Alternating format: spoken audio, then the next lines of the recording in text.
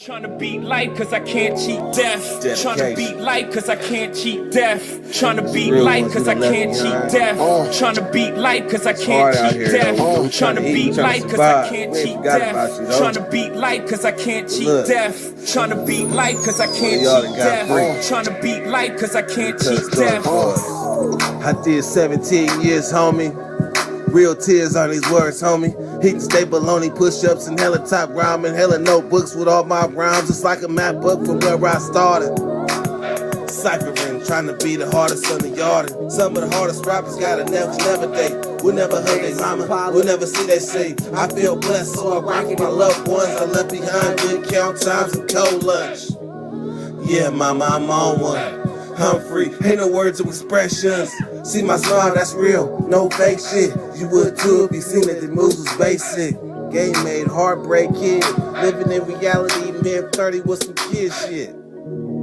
Damn, they like 50 in they clip or better. Boy. Trying to beat life cause I can't cheat death. Trying to beat life cause I can't cheat death. Trying to beat life cause I can't cheat death. Trying to beat life cause I can't cheat death. Trying to beat life cause I can't cheat death. Trying to beat life cause I can't cheat death. Trying to beat life cause I can't cheat death. Trying to beat life cause I can't cheat death. Death, death, death, death. Man, y'all know how we do it. We up in this G thing, as we say in California. We up in this G thing. And we got enough, man. We've been rolling out these bangers here at the Dirty Nation over the last few days, man. Y'all know who Dirty know behind the scenes, man. And so this is just another testimony to, man, shit. Connections is only a phone call away, man. So who do we have here, man? What's up with my guy? And y'all already know who it is, man. It's your boy 16 to life, man. Yard down, man. Hey, Dirty Weather, good looking out, man, for having me on. Oh man, shit. It's a pleasure, man. It's definitely a pleasure, man. I done went from X-Rated to Jay Williams to Hoodie from the Hood, and now we got Chill, man. Shit, but the truth of the matter is all these meetings are like long overdue though. They long overdue because like coming from California and being what we is, it ain't always easy. Like, man, the powers that be try to keep us back. But so when we make it, this is what we're supposed to be doing, man, reaching back and helping and being like, come on, man, this pie is big enough for everybody. Let's go. And that's that's my mentality right there.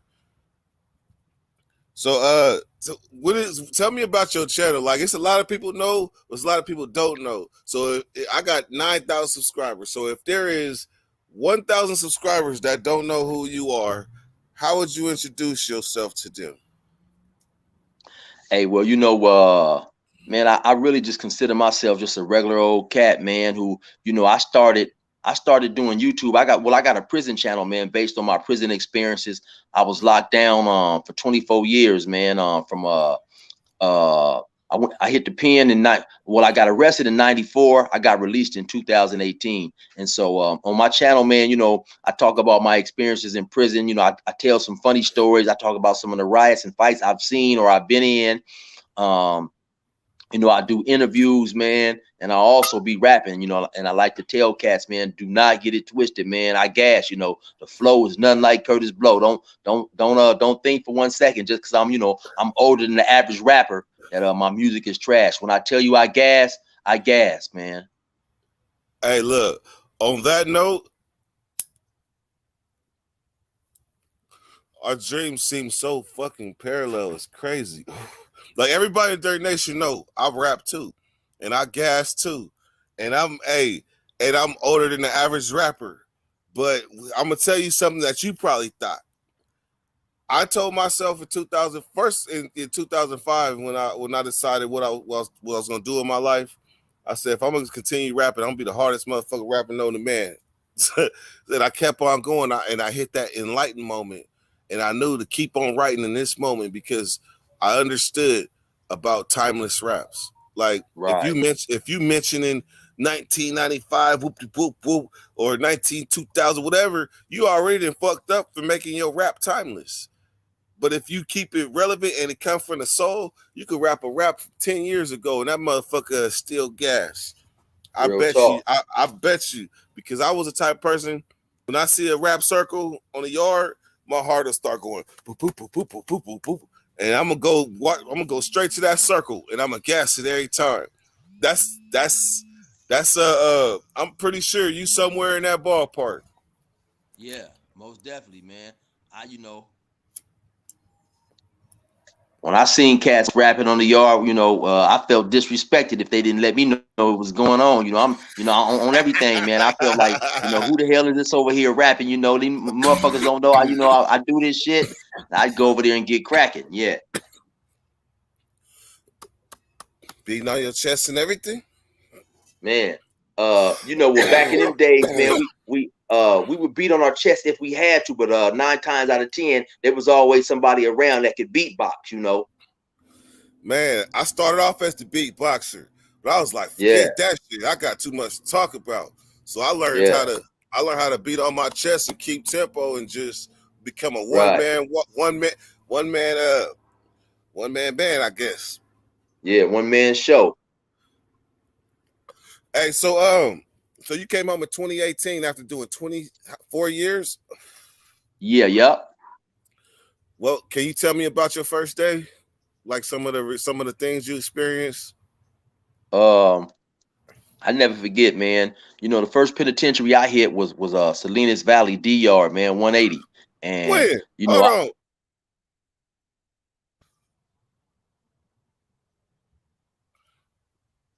You hear me? Yeah. It's kind of low, but I can hear you. No, I said, when did you hit DR?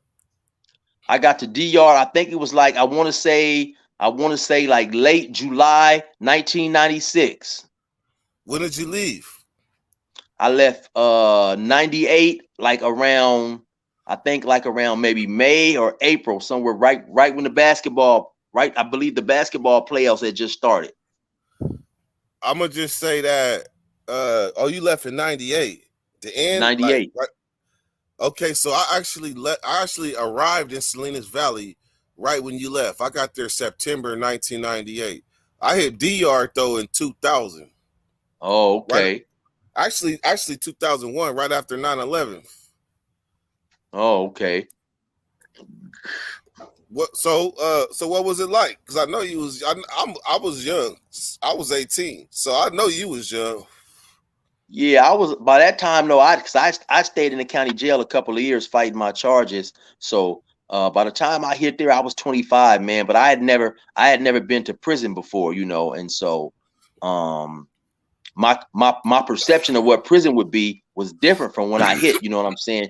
Salinas is, as you know, homie, it's one of them newer prisons. So I'm expecting to see a bunch of bars and all this type of stuff that you normally see in the prison movies. So actually, I was fooled, because it almost looked like a big old college campus.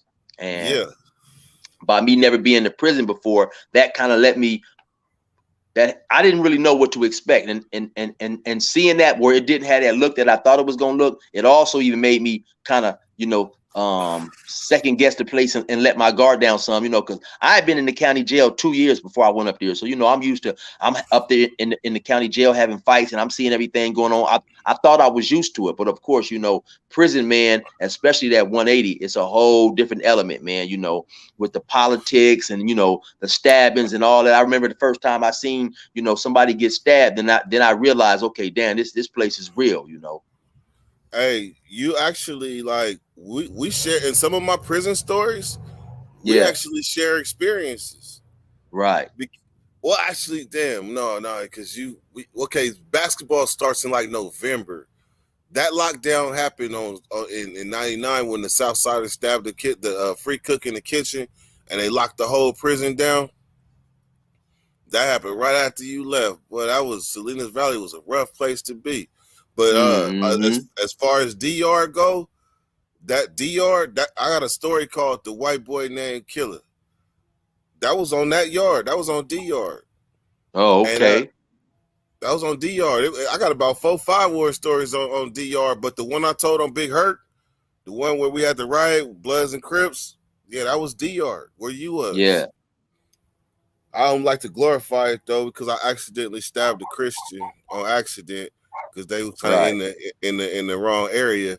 But other than that though, that was D yard. So man, I even told a story about when the Bulldogs had the shot caller, and the shot caller had killed one of the Bulldogs' brothers, and they formed a circle around them and they stabbed each other up. And so basically the dude that killed dude's brother, he ended up killing the other brother too.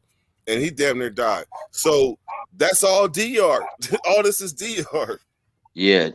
D-Yard was definitely cracking, man. You know, Salinas period, though, you know, it was going down. And you know what? See, I mean, like I said too, that was my first time going to a prison, period. So it wasn't until I got to Ironwood, which is a level 3 a few years later. And, you know, and when I hit Ironwood, I think I got on the most calmest yard on Ironwood. I was, you know, just they happened to put me on a yard. But so after I was there for a while, it wasn't till I realized how wild Salinas was, you know. Yeah. Hey, Salinas. Hey, because I landed on B yard first. And because I didn't know what to expect, I can't say this. When I was a kid, I had a dream about maximum security juvenile hall. And it looked just like it did in my dream. Well, I was in maximum security juvenile hall. I had a dream about the county, and it looked just like the county. When I was in the county, I had a dream about the pen, and it looked like it looked in my mind for some strange reason. Yeah. And that was B yard. And I didn't know like what was good, what was bad. I didn't know about level 3s. I just figured this is what it is. And B yard was cracking because, you know, back then you was in Salinas Valley when it was definitely one of the most violent prisons in CDC. Yeah. See, actually, when I got there, we opened that yard up. And so you already know, you know, it's nothing as dangerous as going to a new prison, opening up the yard. You know, everybody is jockeying for position, you know, territory, jobs, paperwork is being checked, you know. Everybody got weapons because they find shit on the yard. And you know, like I say, I didn't know that, man. When I first got to the cell, when they sent me to the cell, it was still screws and dust and stuff up in there. I was the first person to ever hit that cell. And then listen, let me tell you how much I didn't know nothing about the prison. When they sent me to the cell, I can't remember if they sent me to a white boy cell or sent the white boy to my cell. And he had been to the pen before, so he went and got at the cop like, oh no, you know. Now see, I'm not knowing because some parts of my county jail, Riverside County Jail, they'll house a white dude and a black dude together or whatever, you know. So I'm not even knowing. Like I said, that was my first time in any serious trouble, man. So yeah, it definitely was an eye opener. Our county is kind of like that. You could be in a cell with a white dude. It's like that. But predominantly, you'll be in a cell with somebody black though. Predominantly, yeah. You'll be in a cell with a North Daniel. Yeah, when I was in the county jail, shit, I had a couple of white dudes as a cellie, man. I had this young white dude, man. I never forget his name was Eric Mueller or something. He had done some shooting or something, and then he was about 18 years old. Then they brought a white dude in my cell one night, like an older, you know, biker looking dude. He had some of those lightning bolts on him, man. And I told him get his ass up, man, and hit the door and get up out of there, you know, because I didn't know, you know. And so and he told me, oh man, you know, I got these when I was young. I said, hey, listen, man, look, I don't give about none of that. You know what I'm saying? I'm not supposed to be up in here and go to sleep with you. And you got all this in my mind. You got all this black hater stuff on you. You know what I'm saying? So they got like a little call button you can hit. And I told him, hey, hit that button, man, or we gonna be up in here squabbing. So he hit the button and got on, man. Hey, so here goes some of the harder questions. So can you explain the importance of having a cellie that you rock with? Yeah. Hey, give me 1 sec. Sorry, but give me 1 sec. Hey, my bestie's bunkie was a Norteña. So Merced County, if you GP, you'll be mixed, but if you in the modules, it's gang separated. I got to did Sakar and IE get along? Yeah, except for one incident, and Chill probably know about it too. Okay, Hey, yeah, my Chill. bad. Hey, you know what? Hey, I mean, yeah. Hey, somebody asked a question, right? Ernest Moore from Carolina, North Carolina. That's my guy. He an up and coming YouTuber too. He said, did the SAC car and the IE car get along? Well, you know, I mean, I don't think. Yeah, but I mean, I don't think, you know, there's no particular beef between, you know, those two cars, man. I mean, there's really no there's with the blacks, there's really no on-site beef with none of the cars, period. I mean, even with the Hoovers, in the neighborhood car, the beef is not really on site, you know what I'm saying? It may be certain issues that happen at certain particular pins, but it's not on site. So yeah, you know, you will have time to time, you will have different incidents that may spark you know, some tension or a melee, a riot between certain cars. But for the most of the part with the blacks, it don't carry from this yard to that yard. Like say if something happened with the Hispanics on C yard in one particular prison, with the blacks, it potentially can carry over to the other yard. But when for the most part, when stuff like that happens between blacks, it don't happen. Sometimes I have seen it carry over, but it didn't carry over because, okay, like word of mouth, like, okay, the IEs on this yard got into it with the Sacramento car on C yard, so let's take off. What happened is hold on, when some of those Faz, because I was gonna add to this, because you might as well tell them that that really happened. That really happened. So I'm gonna add on to what you say, but with what really happened, and then I'm gonna bring relevance to how it don't carry over to other yards. All right, go ahead. Like I say, it don't carry over initially, but what can happen is, now say if me, and actually I had this situation similar to this happen. If me and you get into it, you know, our different cars get into it. Now we get released on another yard. Our presence popping up on that yard can mess around and kick it off now, because you dudes, hey man, y'all was in that riot over there. Or like I say, me and you, we may be in that riot. We get released to the same yard coming out the hole. Then, you know, things can flare up like that again. That's what happened when the X-rated riot happened on A yard, and they sent some of the people over. It was posture and stuff, but ultimately that was supposed to stay on A yard, and it did for the most part. So let me bring relevance to what we was talking about earlier. Do the IEs and the Sacramentos get along? Traditionally, like in Old Folsom for sure, like our tables was like right next to each other.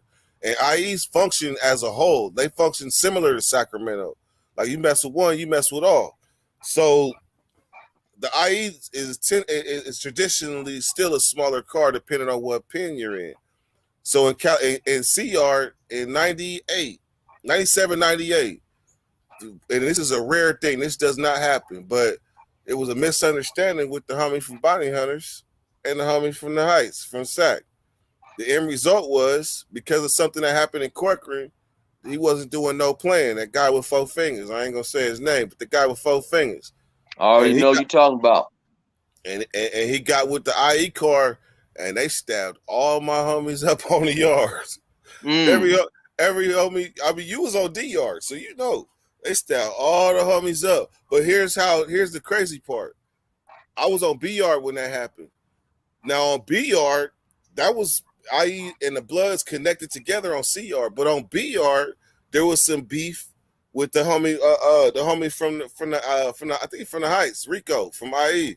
There was issues with him, and he ended up knocking out Bosco on B yard, and that turned out to be LA Bloods, like 50 of, well not 50, probably about like 30 LA Bloods against like 7 IEs, and I promise you, I ain't never seen such a small car with so much motherfucking heart. I'm telling you. Them IEs stood up and stood their ground and took niggas with them. I bet you that. Shout out Swiss. Shout out to Swiss. Hey, what year did that happen? That happened in 99. Okay, because I got a homie who may have been involved in that. He told me about that, and I think his name was Head. He was from the Heights. Dude, is that when he had told me? Oh, you talking about you talking about when Rico had got into Rico, yeah. With Bosco and knocked him out on the basketball court. Right. Hold on 1 second. Damn it. I'm getting an important call. What if I take the call? Would that mess everything up? Oh no, man, I'm a natural. Just make sure you come back. Because it might click. It might click you out and then just come back.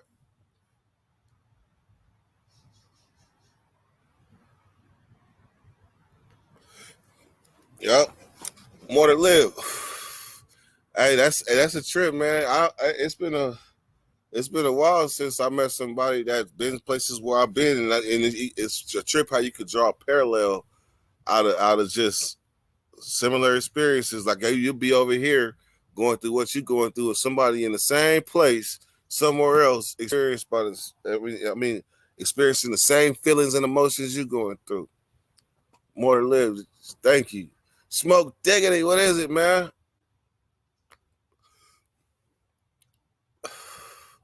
And then here's another thing. Here's another thing to add to my Sacramento and IE experience. Level 4 though. Even though IE and the blood. All right. And yeah, so my and now actually too, I can hear you better.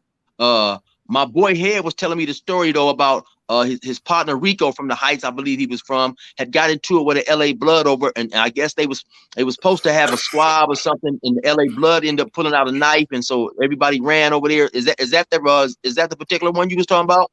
That's the exact one. Oh, okay, that's the exact one. Because he went over there and at the basketball court, got to woofing. Tiny Loco was with him, and Tiny Loco was thinking Bosco was going to fire. But Bosco ended up getting 2-piece, bing, bing. And so when Bosco was knocked out, Tiny Loco was like, "Blood, get up. But he couldn't get himself back together. So they walked the lap. By the time all the homies that walked the lap, and this is only LA Bloods, by the time they got all the way around the track, every last Blood, except for a few that was playing cards and shit, was in the pack coming toward the IE car. And I seen the IE car, like I seen them getting their knives ready, because most of them had knives. There's only like 7, but most of them had knives, and I seen them get ready. And I ain't gonna lie, I got my ass in the building and was watching out the door. And and they was activated, man, to the point where that member, that happened with the Sac and the Bloods on C yard. I'm on B yard watching this. The IEs and the LA Bloods get into it. Now I didn't went to D yard, and on D yard, these same IEs that was in that, how much respect you think I have for them? The utmost respect. But then when a dude from Lincoln Park, Piru, that really ran with the IE card, came and we had a situation. It was IEs. It was 6 sales of IE Crips 3 in this 180 yard D yard. We talking about the same D yard. So Rico was on D yard too, and Ben and Head and Mystery. So, and you gotta let these people know when you say the Heights, which Heights you talking about, because it's a Heights in IE too. What's the name of the Heights in IE? Oh, that's Delman Heights. Delman Heights, and then we from Del Paso Heights. So, but knowing how gangster these IE niggas is, even though they wasn't in the initial riot with the Blunt Crips, knowing how gangster they was, I ain't gonna lie, man. Me and my celly, after I had took flight on the Lincoln Park Piru dude that was functioning with the IE car, we had already had funk with the Crips. Now we got funks with the IE too. And the only choice me and my celly had was I had a curl back then. Don't laugh at me, Chill, because I know you had a curl too. You can't tell me you didn't have no curl. Oh, I had one back in like 88. I had a curl, right? So you know that clear solution. Yeah. I told my celly, like, look, man, we just gonna have to boil that curling solution when it crack the door, because we gotta come out. We can't stay in. We just gonna hit the first cell with that curling solution, and then we just gonna have to stab it out because they coming with all the business. Yeah. But ultimately, I respect them. I really respect the IE card Get Out. And they are another card, the unspoken, that operates just like Sacramento. Right. You always hear Dago is like Sacramento, but shit, the IE card is too. Yeah.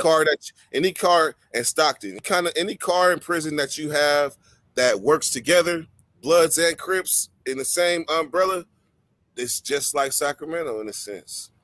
Right. And see, to my understanding, I didn't know that I didn't know Dago functioned like that. I didn't know Dago pushed with the Bloods and the Crips. I ain't never seen that. They have a choice. But most of them push Dago. They push that 619. Yeah. Yeah. Hey, Smoke Dog, you ever heard of Smoke Dog's channel? Smoke Dog 420, he's from IE too. Smoke Dog 420. No, I'm not up on him. Mm-hmm. He got good content too. I have to check him out. Smoke Dog 420. Okay, so what's the next prison you hit after you turned to level 3? Okay, so I left when I left Ironwood. Then when I left Salinas, then they sent me to Ironwood level 3. So are you talking about the next prison after that? After that. Oh, okay. So 24 years, a lot of you said 24, 20, no, X-rated was 26. You had 24. Okay. Yeah. So after after I left, like I say, Ironwood, I stayed in Ironwood for 6 years from 98. I was there from 98 to 2004. I went right next door to Chuckawalla to the level 2. I was on the yard there like maybe 5-6 days, man. They called me over to the loudspeaker, told me, to report to the program office.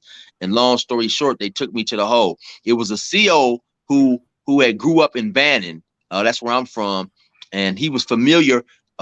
He was familiar with my victim, man. I guess he claimed that he was friends with the victim, and they didn't want me on that yard. But now the dude was like, I don't know, like 10, 11, 12 years old, younger than me. So I don't know how he was friends with the victim when my victim was like 27 at the time. So I think at the time of my crime, that dude might have been 5 or 6 years old. But I guess, I don't know, maybe the dude was over there, visiting his sister, used to holler at his sister or something. But whatever reason, man, he was now a CO. And they said on the report, due to him being basically like a rover, he could be assigned to any yard at any time. Yeah. They sent me to the hole, man. I stayed in the hole a couple months. Then they shot me to I went to Corcoran, level 2 Corcoran. Man, so I ain't gonna lie, Chill. You had some sweet time.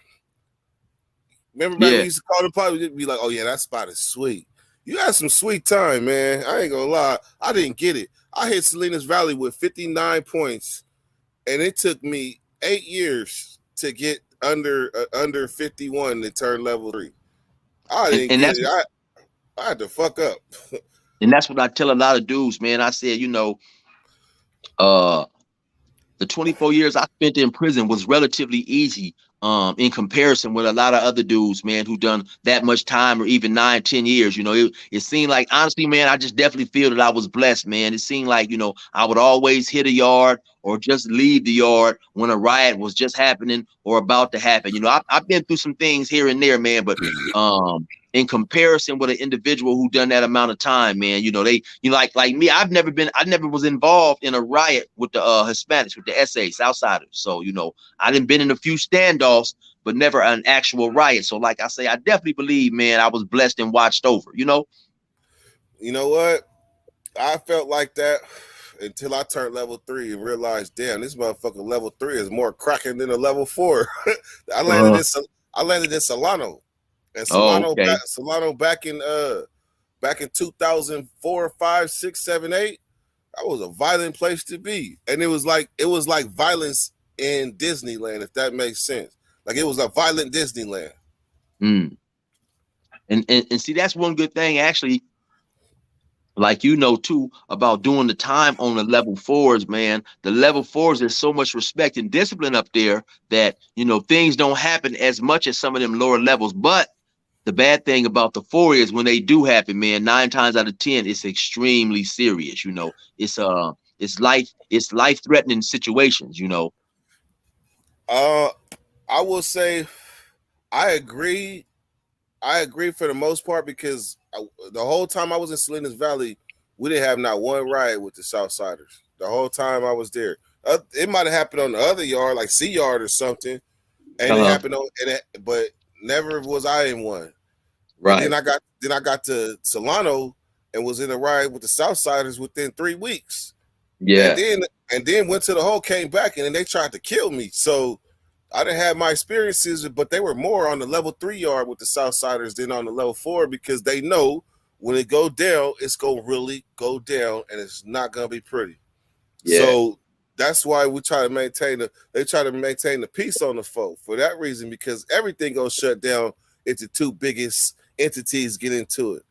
Right. And then, you know, the sad part too about that sometimes, man, is when dudes do get into it like that, the person who ends up being hurt or being killed was not even the person most of the time who even initiated the problem or got into it. It's one of his homies running over there to his aid to help him, or somebody like that, you know. So yeah, it's definitely extremely dangerous. And like you said, a lot of people don't realize that's why the peace they try to keep the peace, man, because it can get extremely serious, you know. Man, I'm gonna tell you something, man. In Solano, I was in the hole. I only heard the shots and seen the aftermath. Actually, no, I wasn't in the hole. I was in a dentist chair watching. Well, you haven't been to Solano, but you can see the police running to the yard from the dentist chair. It was a state of emergency because of this riot that happened. Like, they stopped working on me and everything. Mm-hmm. What happened was, this was a soccer. I told a story about it. It was a soccer ball move when they think that the Pisces kicked the soccer ball to the brothers. Oh, actually to the Bloods, and the Blood kind of grabbed a soccer ball, threw it back, like, man, keep that shit over there. It was like, all right. The next time the soccer ball came, it came with a wave of Pisces, and they was giving brothers the business. I mean, ultimately, shit, did what had to do, but they was ready. Like, they knew they was what they was about to do. And one of the homies, Ice from Meadowview, man, this motherfucker ran to help the OG. And while he was helping, trying to pull him off, pull the Mexican off of him, another one came and sliced him from the neck, from the top of his head, down his neck through his back. But he got him in the front too, across the face, across the chest. And that was from helping somebody. Like, trying to, and reality is that you can't leave nobody for dead. It's consequences for that. Right. So he literally would, man, that's fucked up. And every time them slice wounds, them razor wounds, them motherfuckers turn into welts. Yeah, they go deep. Hey, look, let me ask you this though. So when the Bloods got into it with the Pisces, did the Southsiders help? There was Southsiders mixed in with them. It was Southsiders, because the Southsiders were so small. They're never so small that the Pisces and the Southsiders literally, they was working as one. They was doing what they had to do there, because this is a northern prison. So when it was all said and done, it kind of didn't matter where they was from. They was on the attack. Right. But or to make it even clearer, when they locked them down, they locked the Southsiders and the Pisces down. Okay. Yeah. Because right when I got to Corcoran, level 2, I didn't see this myself, but a dude that told me that the Pisces that came and got at the brothers and was trying to propose an alliance and said, you know, you guys have our backs, you know, and we'll have you guys backs. Now the brothers, for whatever reason, turned that down. But maybe about 2 or 3 months after I was there, man, I seen the Pisces have a standoff with the Southsiders, man, and the Pisces mounted up, man. And to me, at that particular time, it appeared that the Southsiders didn't want no problems, you know, because I've heard people say on some of these YouTube channels that the Pisces and the Southsiders have each other's back, but not at that particular prison. It really is. It's geographical. A lot of this stuff I always say is geographical, because it depends what prison you in. Because you can hit a prison where the Southsiders is so thick that they don't care about them, or you can hit a spot where the Pisces, the Border Brothers, is thick as fuck. And anytime you get a bunch of Border Brothers in one spot, I mean, shit, they with all the shit. You see how hard their life is growing up. Yeah. And they ain't no punk. Hey, right. All right. So I hit level 2 kinda. I hit a level 3 too. I hit Old Folsom when I came back and my points was lower. But for the most part, I was level 4, level 3. All right, so did you ever hit level 1? No, you know, because when I hit the pen, lifers wasn't allowed to go. Lifers wasn't allowed to go to a level 1. And then right when I was leaving, I think that they had removed that. And if you know, if you met certain requirements, lifers could go to level 1s. Mm-hmm. I remember when they started changing stuff for sure. I ain't gonna say that was a good time to be in prison, but I'm just saying, like when I first hit the pen in '98, like the laws didn't change till way later. But if they would have changed back then, I wouldn't have did half as much time as I did. Mm-hmm. So it's kind of like bittersweet in a sense. I mean, I'm happy for everybody these laws affect, but I wish they could have affected me back when I was 18, 19, 20, 21. I might have had a different life. Right. And now what I'm hearing is too, now when you know, like say you might come to the pen 19, 20 years old with a whole bunch of time. I guess CDC, because you know, CDC has finally realized, man, it's extremely detrimental to put a youngster on the yard 19, 20 years old on a level 4 with a gang of dudes, you know, that's hardened. He's probably gonna get a bunch more time, you know, because he's gonna try to fit in. So now they got these programs where you can go to a level 2 and all that type of stuff, you know, and so you can go to a Soledad, which they have a whole bunch of, you know, programs up there and rehabilitative programs. So I mean, that's definitely better, you know. When me and you came to the pen, it was just CDC, you know, the California Department of Corrections. Later on, they put the CDCR, and the R's for rehabilitation. And then maybe about 5 or 10 years after that, they really did start, you know, looking to rehabilitate and help people. Initially, they just put the R on as a, you know, just really as an act, you know. But so yeah, it's definitely better now for the younger dude who's coming to prison with a gang of time. All right, I got another question for you. This one is not. It's kind of, but not. If you can go back to the 90s and bring somebody back from the dead, who would you bring back? Anybody? Anybody. From the 90s, man. Well, you know, of course, it would definitely be one of my homies, man. I had several homies killed in the 90s, so it would be hard to say, you know, but definitely one of my homies, man. So that question was asked to me, right? Uh-huh. And I said I would bring back Polly Class. Oh, Polly Class? Uh-huh. I would bring her back because her death changed everything. Right. And her death took so much from us to where I might have had a fighting chance and I wouldn't got all that time. Right. Had she had that 3 strikes law not of been enacted and her death being used in that way. Yeah. So I would bring her back because I know I would have been able to be there for a lot of people that did pass or a lot of people that needed me. Right. All right, man. So let's see. We got 38 minutes. Okay. You said you had a story for us, man. I want to kick back and listen. On my channel, I do a lot of talking on my channel, but that's because, you know, shit, I got a lot to say. But every so often, they compare storytellers, right? So I stand on being the creator of the prison genre when it comes to stories and stuff. But when I seen you, I was like, damn, that man, shit, we could be brothers. So that and for me, that's a compliment, man. That's an honor to be able to say that because I appreciate it.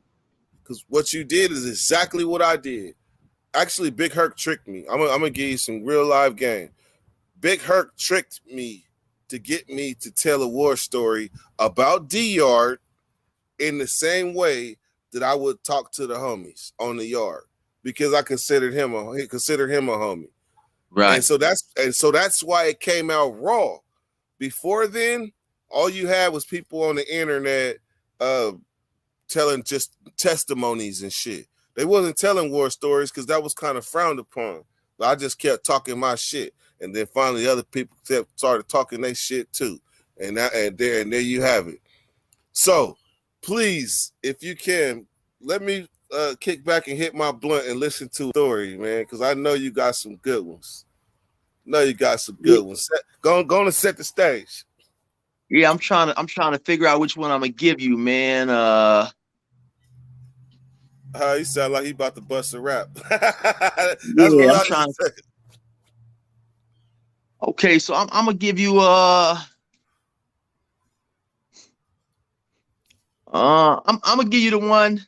Well, you okay? I'm gonna let you pick, man. You want the one about when I first got to Salinas, when I pulled up with this cat, man, and it was the first sticking I seen, or I can give you one, man, when I stabbed a dude in on a level 2 in Corcoran. Shit, I mean, shit. I think violence sells. Go for it.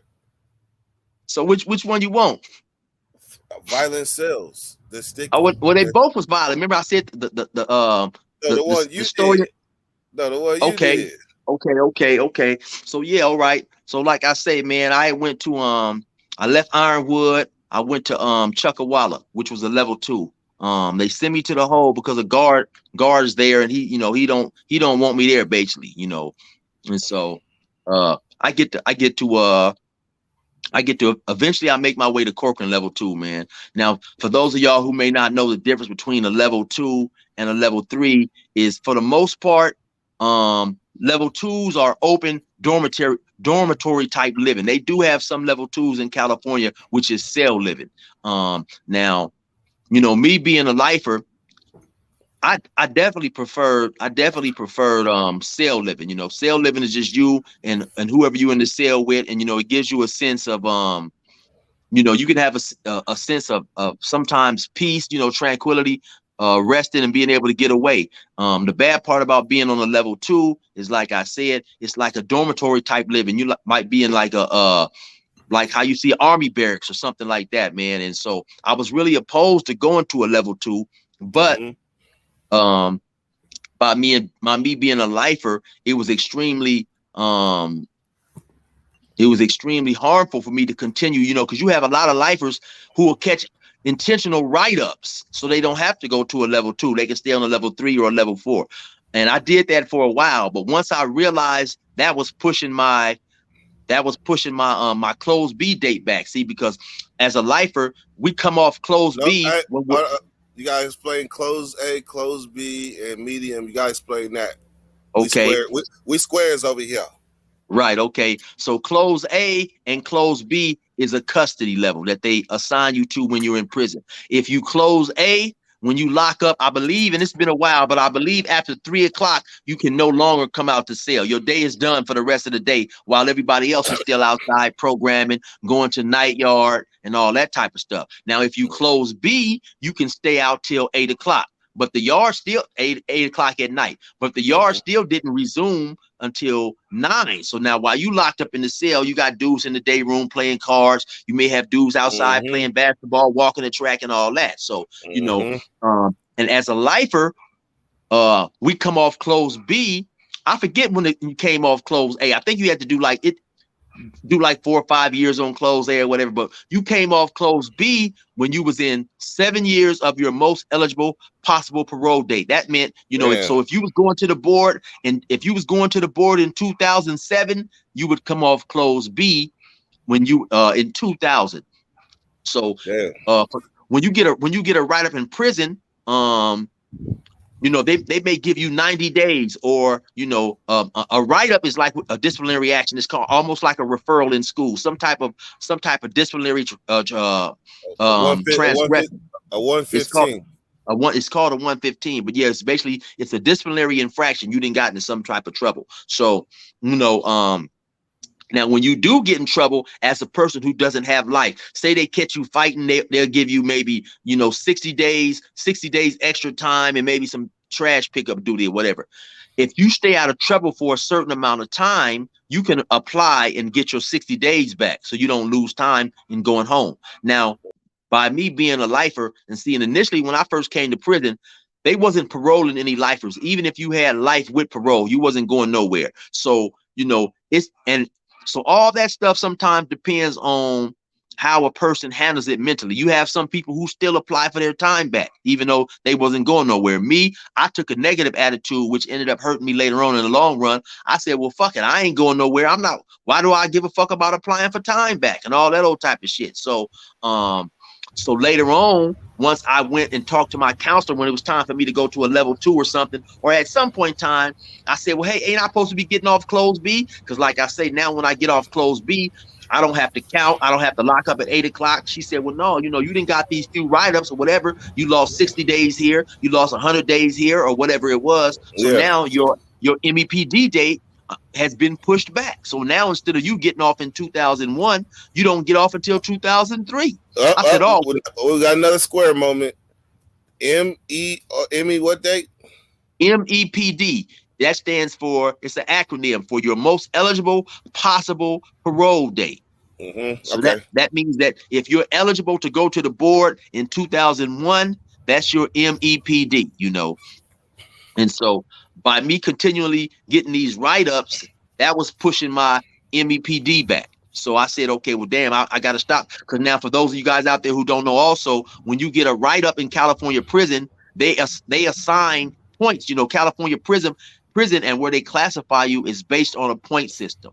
So let's just say if you have anywhere between 0 and 18 points, you're going to be on a level 1. That's minimum custody. If you got like 19, I'm just guessing here. If you got 19 between, you know, 34, you will be on a level 2, so on and so forth. So when you get in trouble, they add points onto your score, and that determines, you know, what custody level. If you stay out of trouble for a year, they take 8 points off. You have to have a job and you got to stay out of trouble. So when you get in trouble, it's going to make your points go up. And when you stay out of trouble, it's going to points go down. So, you know, and so that's how, for the people who didn't want to go to a level 2 when their points was dropping, they would just get a write-up and get an intentional write-up and add some more points so they could stay on the level 3. So like I said, I go through that for a while, but then once I realize it's pushing back my date, my MEPD date, which, like I said, my MEPD date allows me to come off closed B. So then I can hang out and whatever and don't have to count. So I got tired of catching the write-up. So I go to the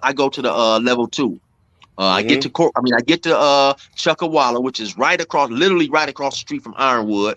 It may have took me 10 minutes, 10, 15 minutes to get transferred from Ironwood to Chuckawalla. The CO sends me to the hole. I go to Corcoran level 2. Corcoran level 2, like I said, is dorm living. Now, by me at that point in time, I had been locked up maybe about 10 years. Yeah. So I definitely don't feel safe or secure being out in the open like that all the time. Like I said, being in the cell, you know, initially when I got locked up, when I first got arrested, I hated being in a cell. But after a while, your cell becomes your comfort zone. You know, you can relax up in there, you can chill, you know, you can read a book, you can just get away. Because there's so much constant noise and hollering and screaming. And after a while, that shit becomes irritating. Dudes are screaming and hollering. Every motherfucker's talking, playing music. And, you know, after a while, like me, I like to read. I like to think, man. And so I, you know, being in that cell, like I said, was a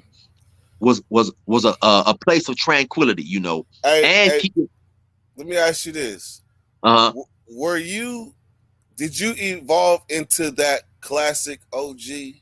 Like the one, if you get a youngster in the cell, like I would be a youngster coming in. And I had a cellie that told me, he didn't talk to me. Like were you a talker first off? Were you in the cell? Not necessarily, not in the cell, man. You know what? And see, I was night and day, man, on the yard and in the cell. You know, on the yard, I'm a clown, man. I'm a comedian, you know, but once I got up in the cell, man, I want to read, I want to relax. I want to come down. So, I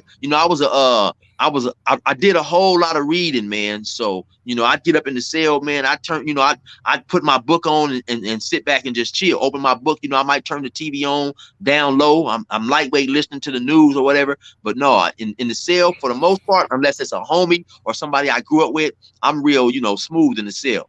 So let me say, in the morning, you wake up, you wash your face, break the grill. You probably throw on some music, some light, soft music, and you sit back at the end of the bunk, read your Bible verse of the day. You might read you a verse out the Bible, and then you get up, get ready for breakfast, and hit that walk to chow. Was that a classic morning for you?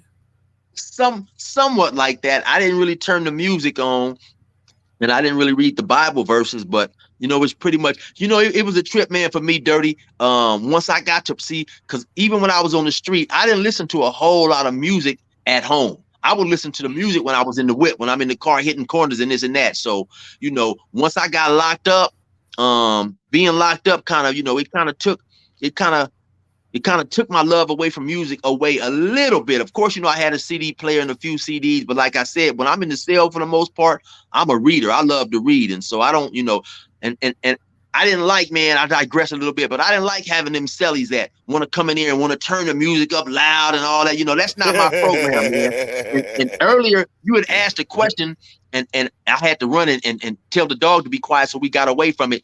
But you cannot put the amount of importance on how cool it is to have a celly that you are compatible with and that you vibe with, because a lot of us, man, we come from the street, we gang members, we have our own little selfish ways, we don't do the best of thinking, and being in that tiny, small, confined space, it's extremely important, man, that you find somebody that you can vibe with, because if my homie showed up and I got a cool celly, I'm not going nowhere, homie. We're top on the yard, you know what I'm saying? Because I might get in the cell with you. You go to stressing, your girl ain't roting, or you can't call her, any old weird ass shit. I learned that small ass box is you have to be in there with someone that's cool, because you may get up in there and have to kill your celly, or he'll kill your ass up in there. Any old thing can happen, Yeah. And so, homie, and this shit is so deep. You already know, Dirty. A lot of that gangster shit and all that gang banging, Crip blood shit, a lot of that is a facade, man. You know what I'm saying? When we out there on the yard, we are trained and conditioned to act a certain way to be accepted by the homies. You know what I'm saying? But every now and then, that man shit got to come out. You know what I'm saying? When you get, at the end of the day, we humans, homie, and we go through shit like everybody else. And you being in that small ass bathroom, you'll see a nigga let some issues out up in there, you know what I'm saying, and shit. So I used to have a celly who used to want to come in there and turn his music up loud and all that. I said, homie, listen, that's not my program, man. We have headphones. If you want to listen to music, put your headphones on and listen. Don't force your program on me. And as simple as it may seem, a lot of dudes can't understand that. You know what I'm he told me I like to listen to the music loud. I like to bump and all that shit. So, and me and him, we was in the county together and all that, real cool. So it's just a whole lot. So anyway, yeah, man, you definitely have to find a celly that's good and cool. But now I'm on this level 2 and I don't have no celly.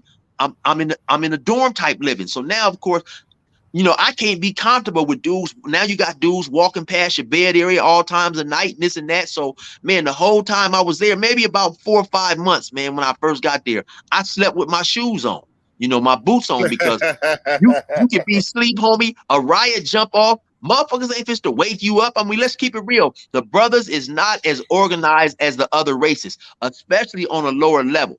On those lower levels, you got a lot of first timers, a lot of dudes doing kiddie time.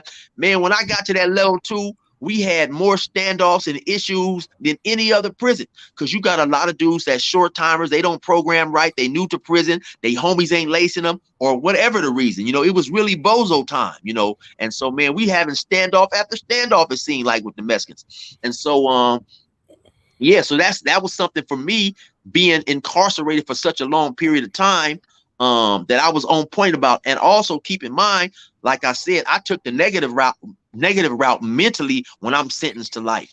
I had a buddy who was saying, man, I'm going home one day. I'm going home. Me, I never believed I was going home. And so in my mindset, prison is my home. I have to be comfortable. At the same time, I have to be on point and I have to be ready to go. So first minute I get up there, I make me a knife. I'm not there 2 days. I get at one of my homies. He come bring me some metal. I make me a knife, man.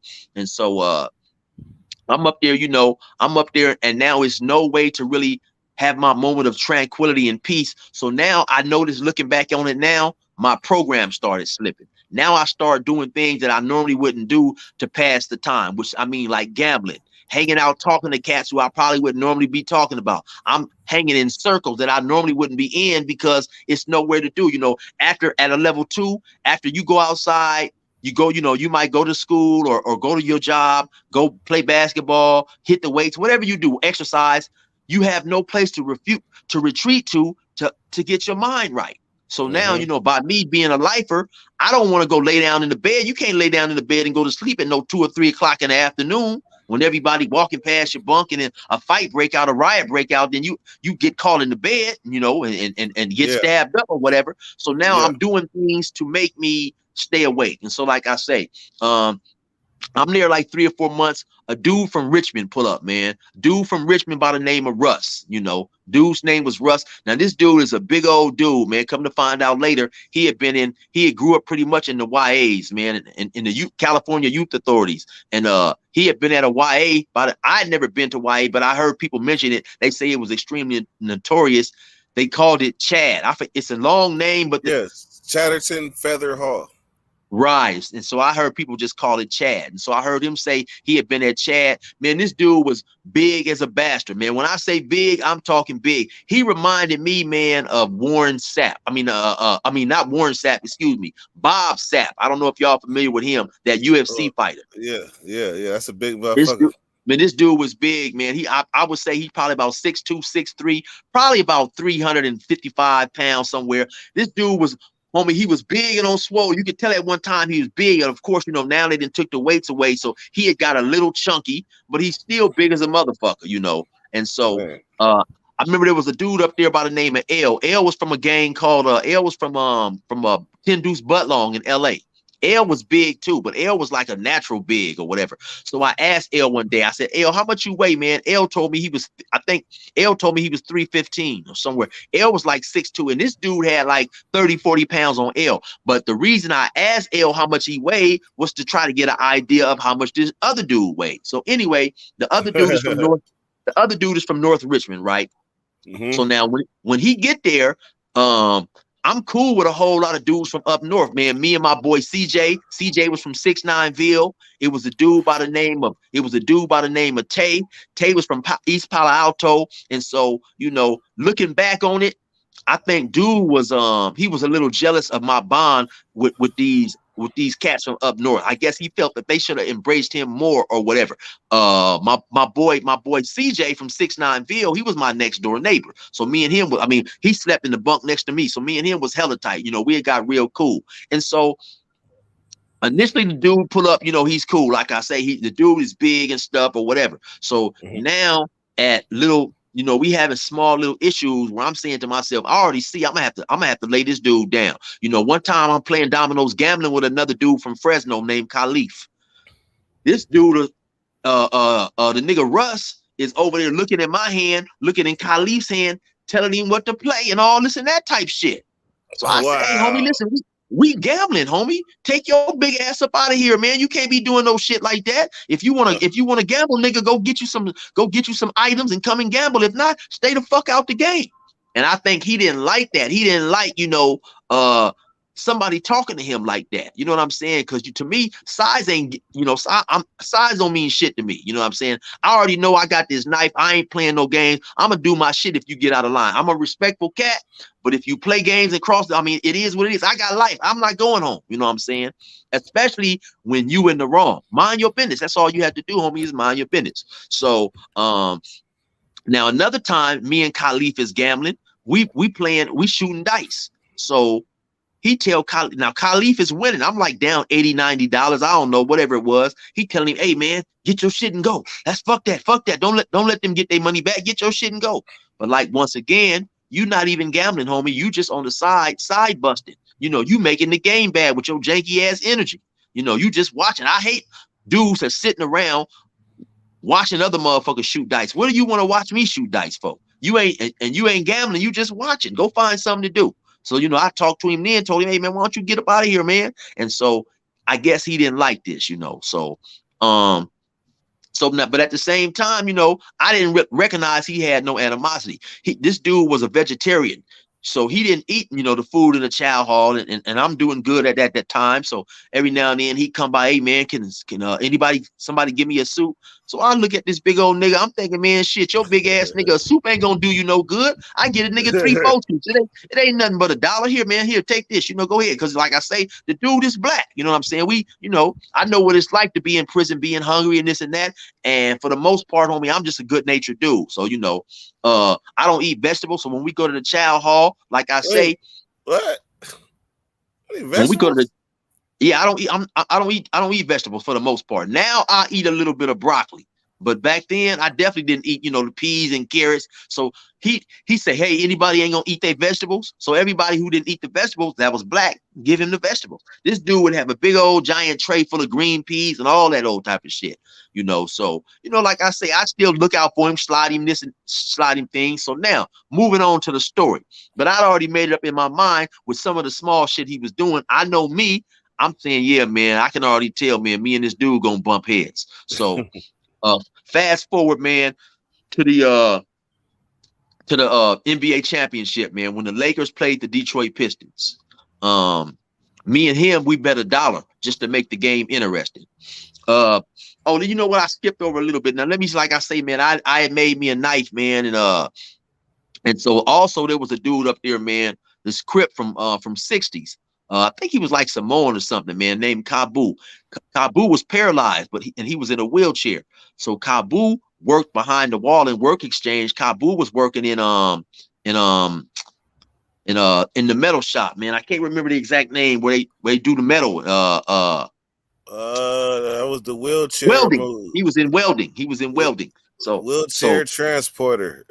Yeah, he was in welding. And so back there, man, they making knives and all type of shit back there, right? But now when you leave Work Exchange, you have to come through a metal detector. But like I said, Kabu was paralyzed. So he come through the metal detector just sitting on the knives. You know what I'm saying? So the metal detector is gonna go off every time he come through because he in a wheelchair. So of course the CLs get comfortable and used to seeing him. He can't stand up. They just wave him through. So come to find out, like I say, he making knives back there, man. So at this so-called weak ass level 2, I see some of the most deadliest knives I ever seen, man. These knives was big and long, probably about, man, I don't know, at least 12 inches, probably about 2 pounds. They sharpen on the metal on the machine in welding. And so he ended up, this dude by the name of Shy, he had a couple of the knives. So like I say, Shy is on this level 2, first time to prison. So Shy happened to show me the knives one day, I think through his cellie L, who was from Budlong, you know what I'm saying? So, because up there, all the blacks, we're trying to be united, the up north and the down south, we trying to have a rapport because it's way more Southsiders up there.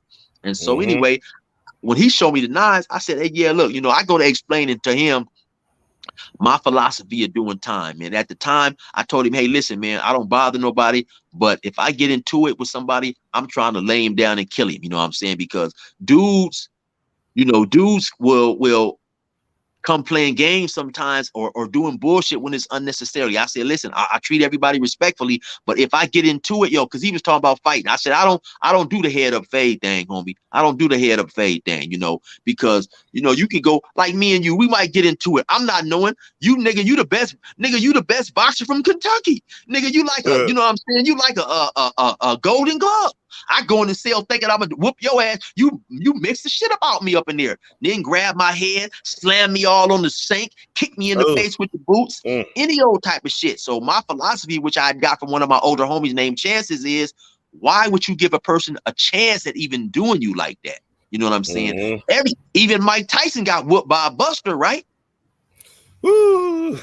So that's the thing, right? You don't know who you fucking with or messing with, or I might go in the cell to fight you, and you might be the stabbing champion from Michigan. You know what I'm saying? You might be shit. You might got 9 stabbings. I might go up in here thinking we finna squabble up, and you pull a big old knife out and kill me up in there. So you only got one life. You only got one life, man. So you gotta definitely take prison safe. I mean, you gotta take prison for what it is and respect it. So like I say, that's why I do my time respectfully. I don't be on no bozo goofy shit. I don't fuck with nobody. But if you come fucking with me, I'm gonna try to give you what you want. You know what I'm saying? And so I'm trying to explain all this to Shy. And he said, oh no, man, you know, my knives is only for only for Mexicans or whites. I said, well, I understand that, man. I said, but listen, like I said, man, you know, if I get into it, I'm gonna stab whoever I get into it with. Hopefully I'm not supposed to get into it with nobody black. But if you know, if it is what it is. So wait. He Why like, no. why the knives for Mexicans? Oh, he mean that I'm only stabbing Mexicans and whites with these knives. Right. He not gonna stab nobody black. And I'm trying to explain my theory to him that, man, whoever you get into it with, you need to lay their ass down, you know, because if you go to take a head up fade with somebody, this dude, a black dude, will kill you just like a Mexican will. You know what I'm saying? But no, he was adamant against that. So like I say, I got my little knife. It's maybe about 5 inches or whatever. So fast forward on to this basketball game. So we get into, you know, we betting on the basketball game. And like I say, normally I don't bet. I got up there and got loose. So I bet $1 on the entire series just to make watching it interesting. Because that's another thing I hated, watching TV in a level 2, because they got the TV up on the thing. You gotta have your neck craned all up. You know what I'm saying? On a level 3 and a level 4, we got TVs in the cell. We got our own personal TVs, you know. And so that's another thing I hated, you know, having to watch TV in the day room. So anyway, you know, we out there, we watching TV. Long story short, the Lakers end up losing this series. So I give him a soap, which is $1. Now, the soap I had won in the dice game. So now, you know, when you shooting dice in the pen, you on your knees, you know, you bet $5 or whatever, you lose, you might slide a bar of soap across to a motherfucker. I just lost this bet. He lose a bet, he slide it back. You know, the items getting slid across the floor every now and then. So the box had a little bit of wear and tear on it. It wasn't the best box that you gonna snatch fresh from Walmart. You know what I'm saying? But it was. Yeah, but it wasn't ripped open or nothing. It wasn't too foul to be handing a motherfucker. So he say, "Oh no, man, I don't want this." I say, "Okay, well, hold on." Now, right when he say, "I don't want this," what's up, Dubs? Yeah. No, but I'm on live with 16 to life, but I don't know nothing about it at all. But so hit me back. Hit me back as soon as you get a chance, and I'll help you with it. Tell Dubs I said, "What's up, man? I'm gonna check in with you." Oh yeah, that was Dubs, man. Okay. Yeah, shout out to Dubs, man. Y'all go check his channel out. Yep. And so, hey, before you go on, I want to say, man, I promise you, more than you even know, like I got stories on my channels that just coincide with all your experiences. Like we experienced the same shit. right. The same shit. This shit is crazy listening to you talk. Because as you talk, my mind is just recalling all type of shit. Even down to the dice game with the person woofing and having to get knives because we didn't got spunky. Like, man, it's so many stories I didn't recall from hearing you talk. All right, but keep going though, because this is I just have okay. And let me just touch on what you said real quick. And the reason that is, homie, that our stories and experiences are pretty much the same, because prison is prison no matter where you go. You're gonna have the same type of individuals everywhere. And I did a story not too long ago, and I said why some of our stories may sound the same. And I had my face up there on the thumbnail, Jay Williams' face, and Banky Pound's face. Because sometimes people will hop in my comments, "Oh man, you stole that story from Jay Williams. You stole that story from Dirty Weather." I said, "No, man, y'all don't understand. You swear motherfuckers. Yeah, you swear motherfuckers. Well, you know that ain't never been to prison. That prison is the same no matter where you go. You got the same crowd. You know, people gonna get into it behind dice, weed debts, the phone, and gang banging for the most part. So this is the shit niggas get into it with is universal. You know what I'm saying? You got dudes, you playing dice, you got dudes standing around watching, like you said, you've been through the same thing. All that dude really had to do was somebody said, "Hey man, we gambling. If you ain't gambling, you're making the circle bigger, and you bringing attention over here for nothing. So if you ain't gambling, why don't you get up out of here, homie?" But his ego, instead of saying, "Okay, you right," his ego, because he don't want motherfuckers to feel he getting checked, he has to come back with a stupid response, and now it goes somewhere it doesn't have to go if he had just got his ass up out of there. Go get on the phone, call your bitch, and have her send you some money, and maybe you can make it to the next dice game. But nigga, this one here, you broke. So beat it. You know what I'm saying? But that's what it be, shit like that, man. So anyway, we back to the dice game, right? So no, excuse me, to the Laker game. So I give him the bar soap. He said, "Oh man, you giving me this?" I said, "Yeah, what's up? You don't want that?" He said, "No, man." So now right at that time, they announced legal mail. You know, if you had to send out legal mail, report to the office. So I say, okay, hold on, man. I give you something else. So, but now I said, give me a minute. I got some legal mail I gotta go mail out. And so my reason of me being in a big rush is because the legal man only comes like, you know, Dirty. The legal man only came like once or twice a week, and it'd be a long line for everybody that's sending legal mail out, because the difference between y'all legal mail and regular mail, we drop regular mail in the box. We can't seal our letters, and legal mail gotta get signed.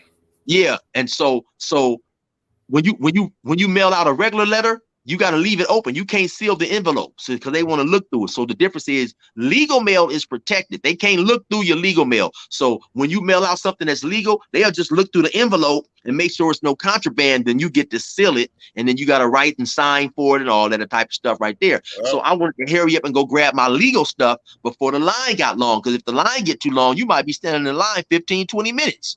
So I tear ass. I say, okay, I'll be right back. So I go to grab my legal mail. And so now, unbeknownst to me, I find all this out later on.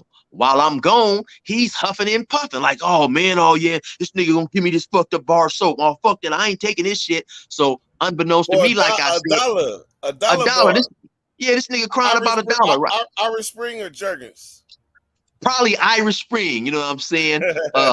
Probably the sports bar, the blue one. The blue one, that was my shit. Yeah, that was my shit. So now while I'm going and this cat is doing all this huffing and puffing, the shout out to Tay from East Palo Alto. Tay say, hey man, listen, you don't want the soap? Here, give me the soap, man. Here, take these 5 soups. So now you got your $1. So really the situation should have been squashed. I find all this out later, right? So he's still huffing and puffing, which later on led me to believe he just had some type of personal problem with me. Cause like I say, if your issue was you didn't want the soap, this dude didn't gave you 5 soups and took the soap. So now you have your $1. $1 is $1. You know what I'm saying? So I go mail my legal mail. I go do what I need to go do. I'm walking back to my bed to put up my little receipt. It's a brother by the name of D. D was from up north too. I forget exactly where he was from. He said, hey, chill, man. You and Big Russ got a problem? He said, I said, no, why, what's up? He said, oh yeah, he said you owed him some money or whatever. Don't go over there right now. We in the day room. They had a big old day room. It was built like a 180. But it was open. It was, it was open, and at night they had these grill gates. They shut you, so it was A side, B side, and C side. They shut you on your side. But in the morning, just so happened the blacks, we would watch TV on the A side of the day room. Me and Russ just so happened lived on the C side of the day room. So anyway, I said, oh yeah. I said, yeah. Oh no. I said, man, I gave him a soap. He said, oh yeah, he tripping. Don't go over there right now. I said, man, fuck that. You know what I'm saying? So now as I'm walking up to go put my stuff away, I'm coming back down. It was another dude by the name of Pizzo. I think Pizzo was from Pittsburgh. So Pizzo, no, I don't think he rapped, but or maybe I think Pizzo was from Berkeley. I think he might have been from Berkeley. But anyway, he tell me the same shit. He said, hey, chill, you and Russ, y'all got into it or something? I said, no, what's cracking? He said, oh, he mad over there. He tripping right now. Don't go over there. I said, so that made me even more determined to go over there. I'm like, who this nigga think I am? So I go on over there and shit. I said, Big Russ, what's up, man? You tripping or something? He said, hey, yeah, man, let me holler at you.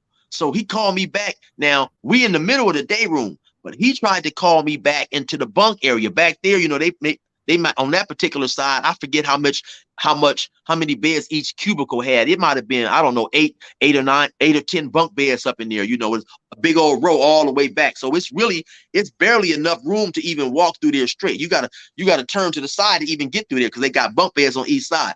So I said, nigga, I'm not going back. So for y'all who don't know, and when I pull up over there, he got his gloves on, So when you got your gloves on in prison, that means you're ready to fight, because once the Or fight you trying to, occurs, or you trying to bluff somebody. yeah. So, because once the fight occurs, if you got, the police, if they find out about it, they're gonna come around doing body checks, and if you got, scars and stuff on your knuckles, they're gonna take you to the hole. So anyway, I see him with his gloves on, and this and that. So he like, "What's up? Come to the back, nigga. You not just to take me back in this small little cubicle, nigga, with your big 350-pound ass, nigga. So you can try to have your way with me, slam me on all this metal, nigga. You got the game fucked up." So I'm like, "What's up, nigga?" He like, there's 3 things a person don't play with: my money, my family, and I can't remember the third one he said. And then he reared back, and then he tried to slap me. So when he tried to slap me, I see it coming. So I lean back. He slapped me on the tip of the face and knocked my glasses off. So I tell him, I said, "Oh man," so you done fucked up. You done fucked up. So I head back to my bed area to go get my thing, man. So I go get my thing. And like I say, man, this dude looked like he's a big old, weightlifting, bodybuilding looking motherfucker, big old giant motherfucker. Then, of course, I used to see him out there punching on the bag. He'd be, running and jogging and staying in shape. So really, I'm extremely skeptical about my knife because I definitely wanted to do his job, man. And so I go get at Shy, the dude with them big old giant knives that was made in welding, Like I say, once again, Shy is adamant about, "No, man, these knives ain't for no black on black crime and all this old type of shit and blah, blah, blah."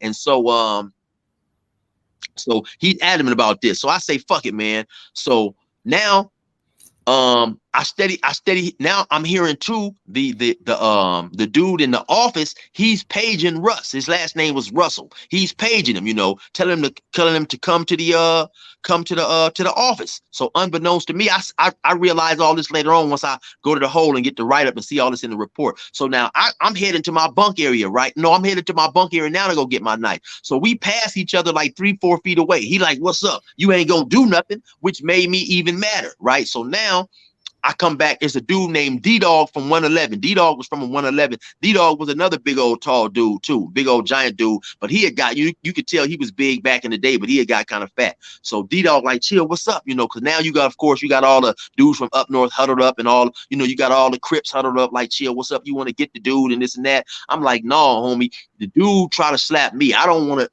It's just between me and him. I don't want to get nobody else involved or whatever." I said, "Only thing I need," now I'm telling this to the dude, L from Butlaw from 10 Deuce.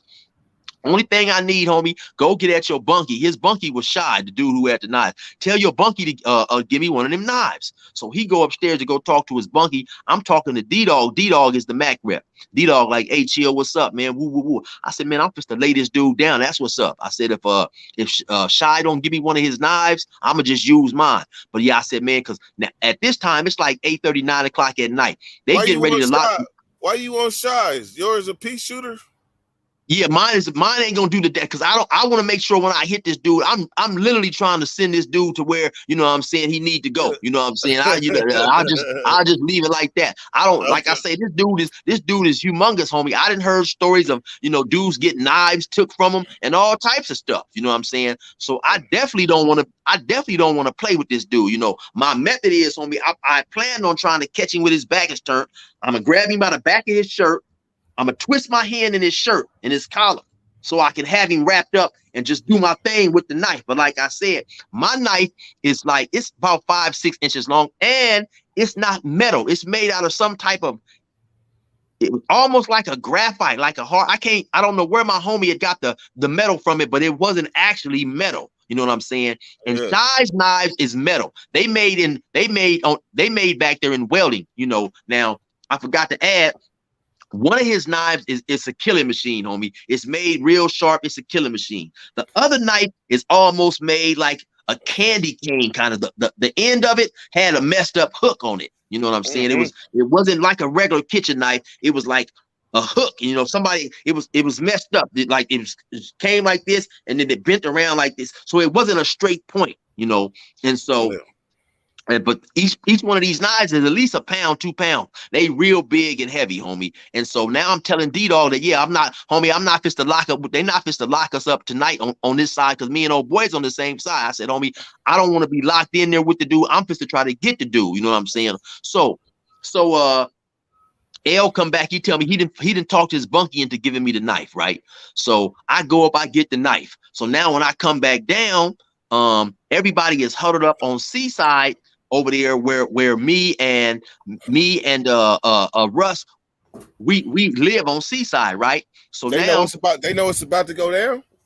Yeah, they know me and him then got into it, you know. So yeah, like I say, you got all the Bay dudes huddled up, you got all the Crip dudes huddled up. But to keep it real, a lot of the Bay dudes, they was telling Russ that he was wrong. They's like, Russ, he never told you was paid and none of that shit. And then, like I say, I didn't know until later. I didn't know that Tay had already gave the dude 5 soups anyway. You know what I'm saying? So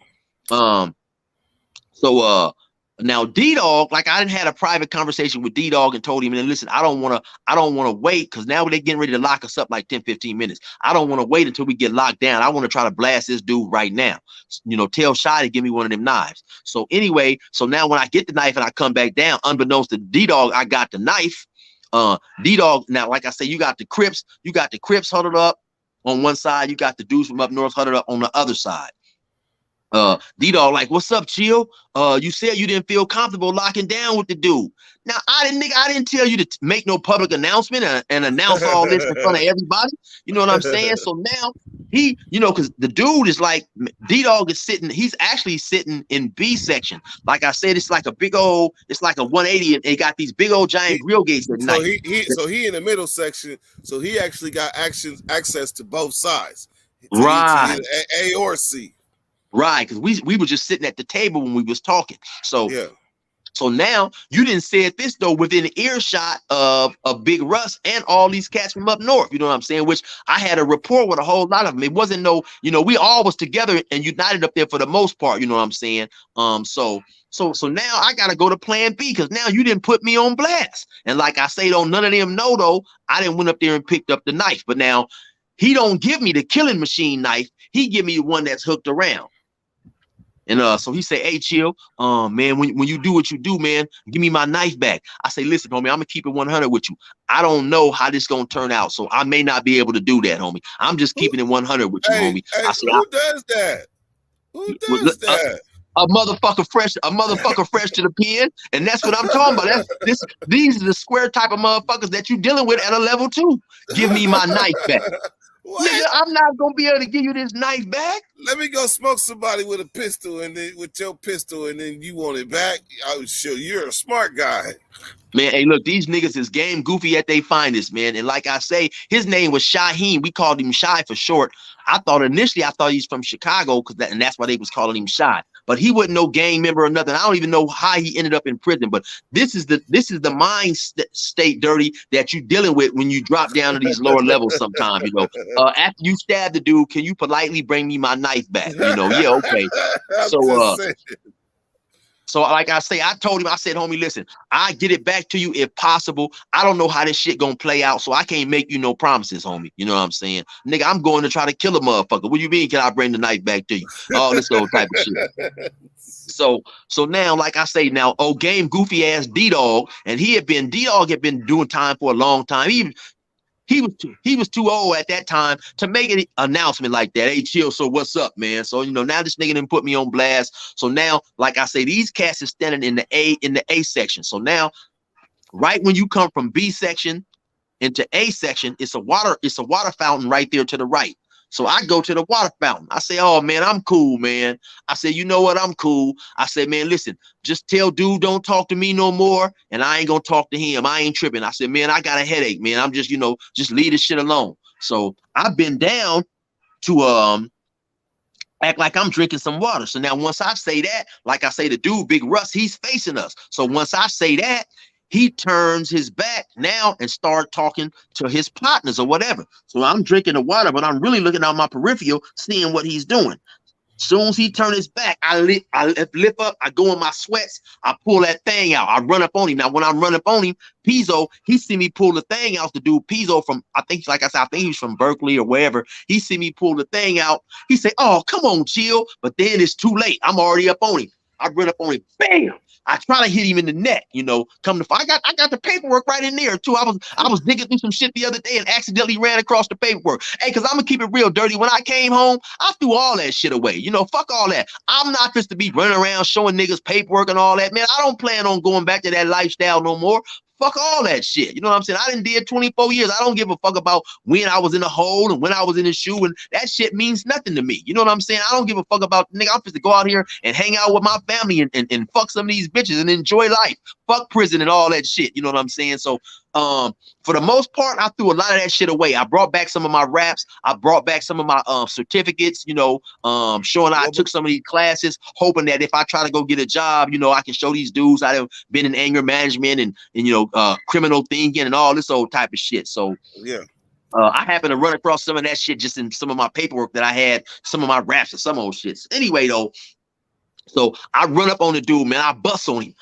Bam! I hit this nigga as hard as I can. And I'm gonna be honest, homie. The only thing that saved his life is the way that knife was bent. You know what I'm saying? The way it curved around at the tip. It wasn't no straight on point. And maybe due to the point, also I didn't really have a lot of time. I had to snatch him out of my sweats. You know, I snatched him out my sweats and just ran up on him. I didn't have a lot of time, you know, to you know, put everything together and sneak up on him and all this and that. I gotta get him when I'm getting him. Now I'm not knowing no homie. The police is watching all this shit. I find this out later on when I get the paperwork. Okay, so when you first come in the building, it's a long hallway. You might take 10, 15 steps to the right. The police, the COs, they got an office. They sit in a little office. Then they can look out and see, you know, then it's a plexiglass and see A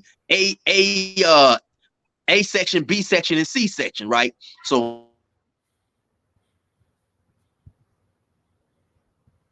Come on. standing closer. All right, go ahead. Because it was glitching. Okay, so I'm talking about how you got the CO. He's sitting in his office, and I find this out later on once I get the write up. He's sitting in his office. He's watching all this shit. So you know, you got right in front of his office is C side. Then he got B side. Then you got A side a little off to the left. So that's why he's paging Russ, telling Russ, you know, report to the office. So he must have seen us arguing or whatever. And maybe he even tried to see the dude attempt to slap me. I don't know. You know, he was a black CO too. He was from Fresno. His son used to play for Fresno State. His name was what was this dude's name, man? Man, it'll come to me. I can't remember this CO's name, man. But his son used to play for basketball or I think football for Fresno State, one of the two. But anyway, so he's watching all this. He's watching the grouping up and all that. So closest to him is the dudes from up north. Then on the other side is, you know, all the Crips is lined up or whatever. So now, like I say, he's standing in the front of his group.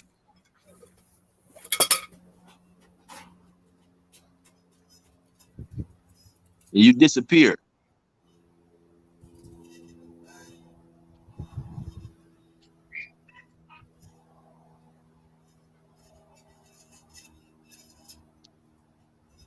You still there, Dirty? Your picture disappeared.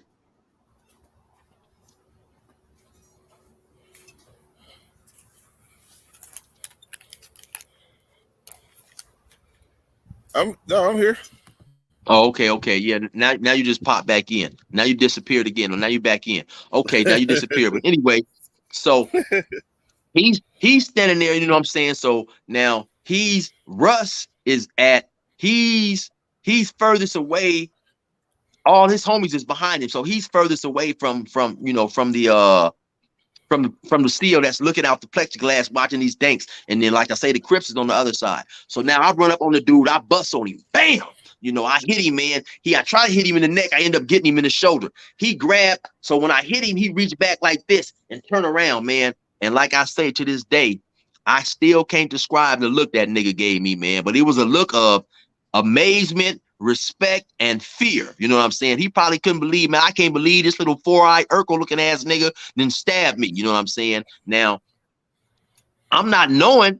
The police is looking at all this. So when I hit him, of course, every niggas getting the wind, they scatter. Pew! So all of a sudden now, get down. So when they say that, I still got the thing in my hand. So now I run out of A section. I run through B section, over there to C section. I run up the stairs, run to the bathroom. I flush the thing. I come back. I prone out in front of my boy, my partner man, Rabbit from Palm and Oak. I prone out right in front of his bunk, and it was a dude by the name of Blue from Avalon, and that's crazy. He don't even remember. I just talked to him the other day, and he couldn't even remember the shit. I said, "Yeah, man, you was right there." And then I went and got the paperwork. I said, "Yeah, you'll see," because I later on I called him in to be a witness. I said, I called him in. I said, "Man, your CDC number is his CDC number is on the paper." So anyway, I prone out right there in front of Blue and Rabbit. So like I say, keep in mind the sticking happened on the other side of the day room. So of course they run in there, they get old boy, they walk him out. When he go by, he bleeding and stuff. They take him out. Then they tell everybody to report back to if you're not on the side that you live in, report back to your side. So now as I'm coming down the stairs, the black police say him. Yeah, that's him right there. I say, see me what? He said, yeah, that's him. So they put me up against the wall. They cuffed me up. They take me in there, they want to talk to me and this and that. The lieutenant, I say, man, listen, I don't got nothing to say. I was on the other side. I don't know what the fuck happened. You know what I'm saying? So they put me in the cage or whatever. They come over there, they do a body check, search me, all that shit, make sure I ain't got nothing. So now the CO is telling me, okay, man, you going to the hole. The Mexican dude is telling me you going to the hole. So he said, come out. I say, well, now he want me to turn around so I can cuff up. I say, okay, well, give me some shoes, because now they didn't strip me out. I'm in my boxers. He don't want to bring me no shoes. I said, man, fuck that. I'm not coming up out of here, without no shoes. Cause outside, I got to walk outside. They got a gang of pigeons up there in Corcoran. The pigeons is shitting all over the place. The police chewing tobacco, spitting it on the track. I said, man, I need shoes. Other than that, fuck you. I ain't coming up out of there. I'm not cuffing up. Come up in here and get me. So, he won't open the cage while I'm on handcuffs. So the sergeant come up in there. The sergeant say, what's up? What's going on? He tell the sergeant, he's refusing to cuff up. The sergeant say, what's the problem? I said, man, look, I just need some shoes. I'm not just to walk out here in all this pigeon shit in my bare feet and blah, blah, blah. So the sergeant give me, make him go get me some flip flops or whatever. So now when I'm coming out, homie, so he finally, he cuffed me up, take me out the cage. I've been in here like about 2-3 hours. Now, when I come out the MTA office, the hole is to the left. So now when I come out, homie, to my surprise and my fear, to keep it 100, I see Russ coming. They escorting Russ in, homie. He got a big old patch on his neck. And homie, he not even handcuffed. So now they got an old ass lady escorting him. They got a lady escorting him. She probably about 5'6", 140 pounds, and an old ass man from India named Goswami. Goswami probably about 60 years old, about 5'7", 150 pounds. So they tell him to get up and put your hands against the wall. They bringing him to the MTA. So they escorting me. I'm handcuffed, homie. So only thing thinking in my mind is, man, when they get me outside, this nigga gonna dog me. You know what I'm saying? Because if he wanted to whoop my ass, the police can't hold him. This nigga big as a motherfucker. So when they take me out, I turn to the left because they got him on the left side of the door because the police told me I'm going to the hole. The hole is to the left. You ain't hit him too good. You hit him, but you ain't hit him too good. Yeah, no, I didn't hit him good at all. He ended up getting like 13, 14 stitches or something like that. Because like I say, the way what saved him, homie, is the curve of that knife. You know what I'm saying? It wasn't a straight point. It's curved around it got a real sharp tip on it, but it's almost built like a candy cane. It reminded me of one of them like Arabian knives. You remember them knives them Arabians have in them cartoons or whatever? That's curled at the end. Watch this. Man, I'm telling you, man, we so fucking parallel. Just make sure, I'm going to tell you a story too after you tell yours. But I'm going to tell you about what you just described. That knife right there is called a dirk. And my name is Dirk. And I got tired of people calling me Dirk. Like I ain't no fucking Dirk. And I looked it up. And it's that Arabian knife with the curl at the end. That's what a dirk is. And see, I don't know if they tried to intentionally make it like that. I think they just fucked it up in welding. It was just an accident. But for whatever reason, it was shaped like it was shaped.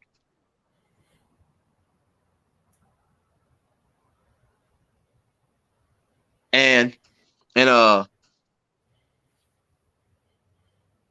for whatever reason, it was shaped like it was shaped, man. And so when they walking me out,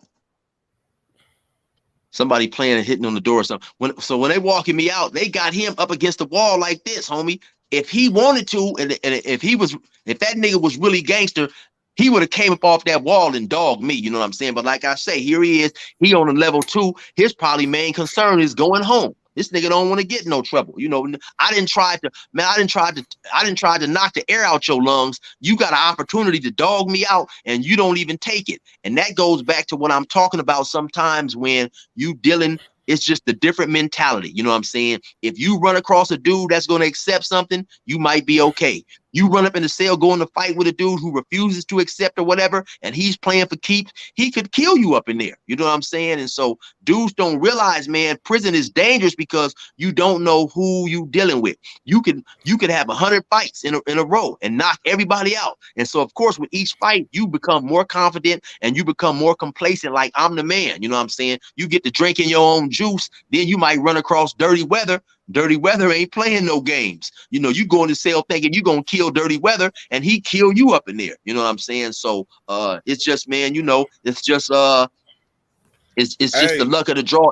And that's why I stress that you have to do time in a manner to where you're not going to be getting in confrontations. Do everything right. So in the event you do get into it, you know, especially me, I don't have no qualms doing like I have to do. You know what I'm saying? Like if I'm in there chilling right now, somebody run up in here playing games with me, I'm gonna do what I got, man. You came up in my house. You know what I'm saying? So it ain't being on no tough guy shit. It's, man, I'm willing to defend myself because you only got one life, man. You ain't no coming back from that. You know what I'm saying? Once it's over, it's over. And if you don't take your life serious in a condition like prison, anything can happen, man. And so all right. Well, so man, I promise you, I got a piece of paper right here. As you was talking, so many stories came back to me because we so much alike. But I had to go with the one story that I've only told one time because I didn't like glorifying it, but at the same time, once I told the story, I was told that, man, if you want to help somebody, you better give them the raw. You can't give them that fluff shit. You ain't gonna get nowhere with giving them the powder puff. So anyhow, but I was coming with all stories that got correlation with the life that we both lived. And so on this DR, the first look, hold on one sec, Dirty Weather. Look, how about we do this if you want to? How about, because I gotta run. So how about you save that story for my channel once we hook up, and you can give me that on mine. But I gotta tear ass and get up out of here. I got a prior obligation I gotta go get into. It's all good, man. Hey, shit, I'm a natural. You know what? I got that story and many, many more. Hey, but I appreciate you for coming through, man. Hey, like always. Hey, I appreciate you for having me, man. And we gonna tap back in. Of course, you know, we got each other's lines. Tap back in. We'll figure out my issue with the stream and be able to knock that out and do that soon. It's all good, man. All right, man. Thanks for coming, man. Salute, and you have a beautiful day. All right, let me tell everybody, man, y'all definitely be sure to check out my page, man. That's 16 to Life on YouTube, 16DALIFE, man. 16 to Life on YouTube. I got some funny prison stories. I got some real stories, interviews. Also, like I told y'all, man, the flow is nothing like Kurtis Blow. Go to my YouTube playlist, check my music out, man. Scroll down the gas stations, and you will find me there. I'll be gassing. I got a song called Never Gave Me Therapy. It's on all streaming sites. Check me out, man. You're gonna be impressed, man. I'm telling you, you're gonna be impressed. I do this. All good. All right, so have a good day, man. And I'm gonna leave him with a story. And then just catch it on the watch back, download it, put it on your channel. For sure. Hey, man, you stay safe out there. Have a good one, homie. Thank you for having me. Yes, sir. Go. All right. That was a good one, right? That was a banger. All the while I kept thinking, like, damn, let me in. Like, I want in. Like, that's how it be. I promise you. When it comes to war stories and homies on the yard telling stories, you just be sitting on the side listening to the story waiting for your opportunity to get in and tell your story. That's the art of storytelling right there. So I'm so it's crazy as shit.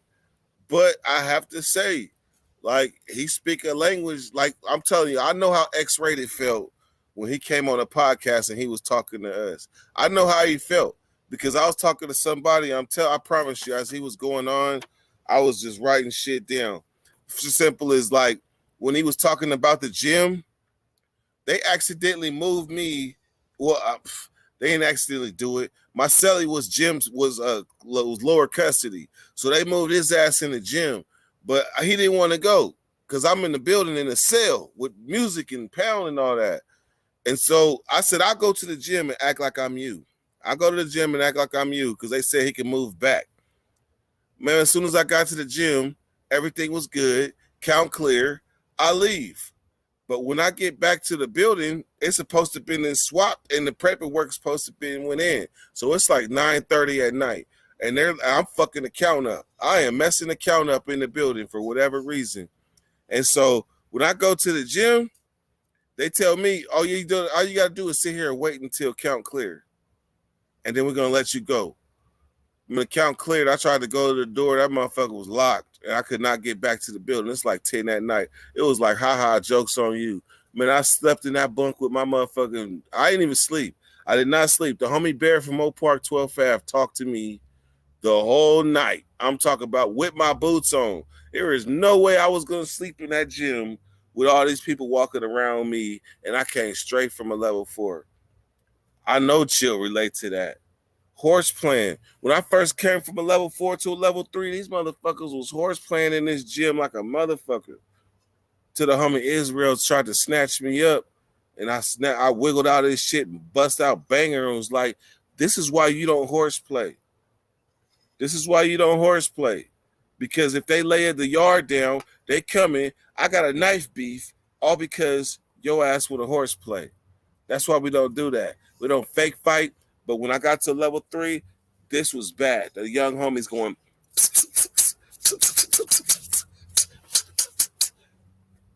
air fighting. Man, that shit drove me crazy.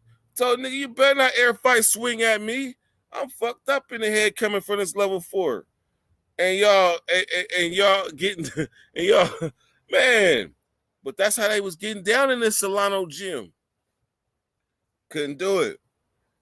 He told a story about gambling, about somebody being on the sideline. As soon as I hit the first yard, B yard in Salinas Valley in a dice game, licking Tiny Loco. And this homie, and like Tiny Loco, I'm talking about I came with a pack of cigarettes, like all Tiny Loco money. And the homies was like, let's go, Lil Dirt. Let's go, Dirt. And his homies was on the sideline saying, fuck that, because I done took all their money. That turned into a fight in the damn near right. And the first time I had to put a knife in my cheeks. D-Yard, the first yard that Chill ever been to, was one of the most active times in my prison career. Most active time in my prison career, I promise you. We talking about knives and having knives and depending on other people. Man, the white dudes got into it with the Bulldogs and got moved up out. This is, matter of fact, the story about the white boys and the Bulldogs. I promise you, that's D-Yard. The yard that Chill started on. I promise you. But we found the white boy's knife hidden in the pot. And this motherfucker was black and it was wooden. And I called it Buffy. Like this motherfucker, but like Buffy the Vampire Slayer, Buffy.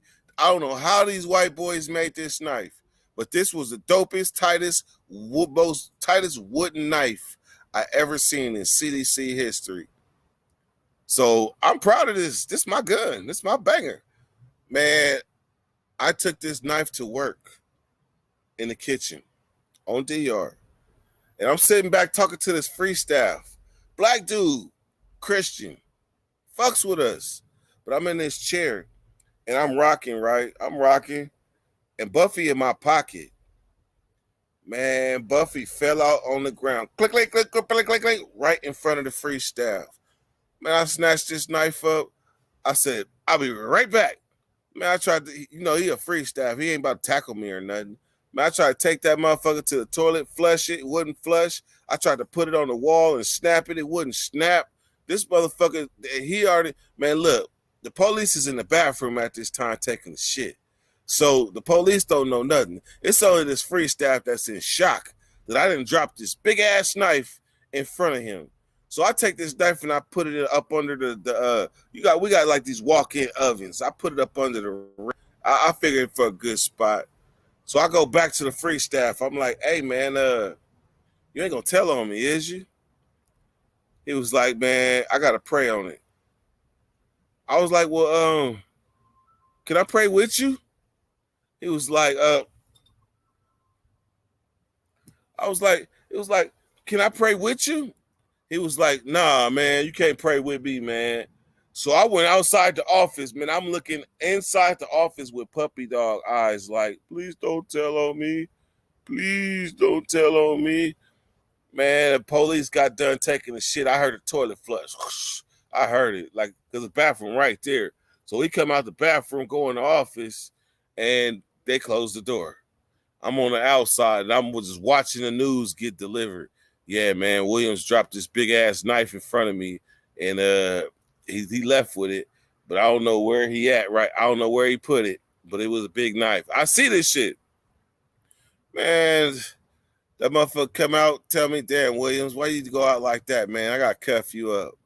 So they cuff me up. They take me to the program office, and they shake the whole kitchen down. They don't find nothing. I come back, and I basically had to put on a dunce cap. I don't know if y'all know about the dunce cap, but that little clown hat. Basically, I had to bust the suds and wash all the dishes as a form of discipline for putting all my coworkers at risk, because I want to sit and chop it up with the free staff and let a big-ass knife called Buffy fall out of my pocket. So I go get Buffy back. I go to work, get Buffy back, and immediately take Buffy to the yard. And the homie Tone Bone from 2 P's and a B. Homie Tone Bone from 2 P's and a B. He owed Usalama for me while I bury this knife. He owed Usalama for me. What's Usalama? Security. He watch over me while I do it. So then one day I come back to go get my knife and it ain't there. It ain't there. This motherfucker Tone Bone then double back, dug up Buffy. And he in the cell with Mook from LA Lanes. These niggas got my knife. I push up tripping. Where my shit at? Where my shit at? Man, it was like, Dirt, why you tripping, man? Here go your shit. Buffy was big. Like Buffy the knife was hella big.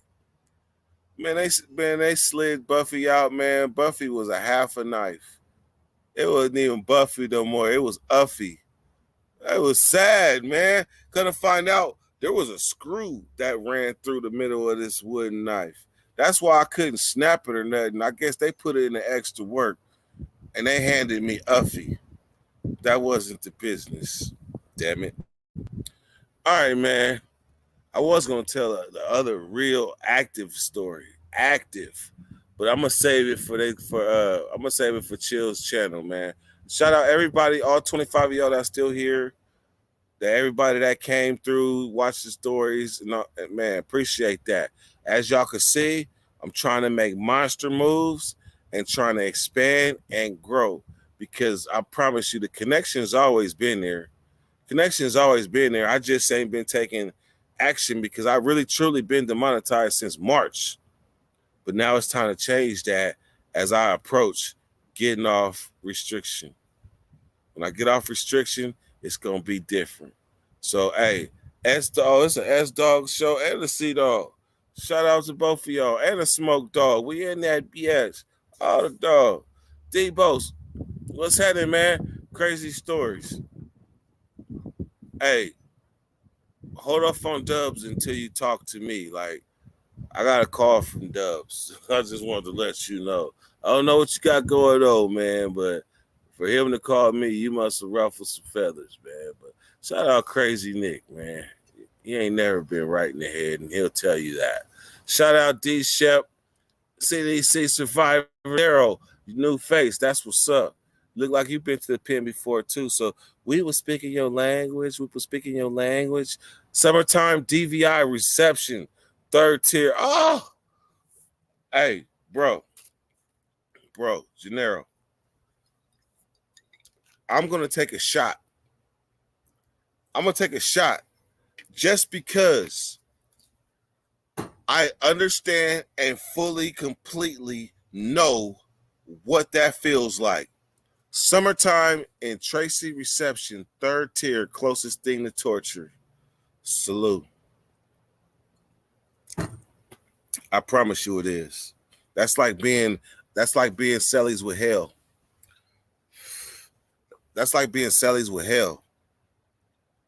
And they say there's ventilation. That ain't no ventilation. That's a hole in the wall. There ain't no ventilation in Tracy in the summertime. Window be so hot. All I did was tap it. Tap with my fist. And the window shattered. And I got a scar for life for punching my window and breaking it on accident. Yes. That 3rd tier is hell. Matter of fact, in 98, I got on Butterfinger BBs just to get off the 3rd tier. Yeah, Butterfinger BBs. That's what I was calling them. But these little pills was red. These little pills kept, hey, look, I don't know if you ever took a psych med, but in 98, when I needed to get off that 3rd tier in Tracy, because it was the closest thing to hell, they gave me these little red pills. I want to say they was called Millerils or something. But the first time I messed up and took the whole pill, I'm telling you, I slept for 24 hours. That's how strong this little red pill was. I slept for 24 hours. I so long when my eyes was shut. If you ever slept that long, I promise you, if you ever slept that long, my eyes was so shut by eye boogers. Like I had to go, I like to open my eyes, hit it with water, of course. I had to pry my eyes open. That's how, I promise you, this little red pill was like a wonder sleep drug. So then I called myself taking half a little bitty Skittle. Man, that half a Skittle put me on my pockets for half a day. I wasn't fucking with Tracy and them damn pills no more after that. Fuck that.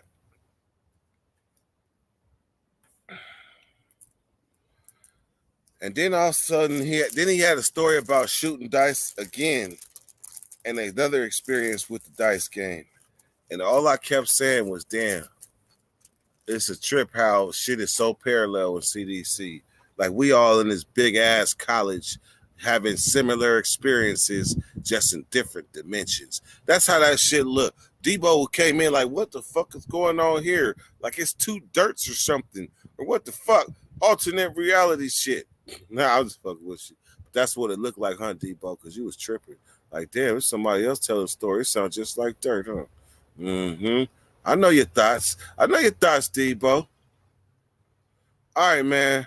Well, as you can see, I'm not telling who's next up. I'm not telling. But best believe it's going to be another banger.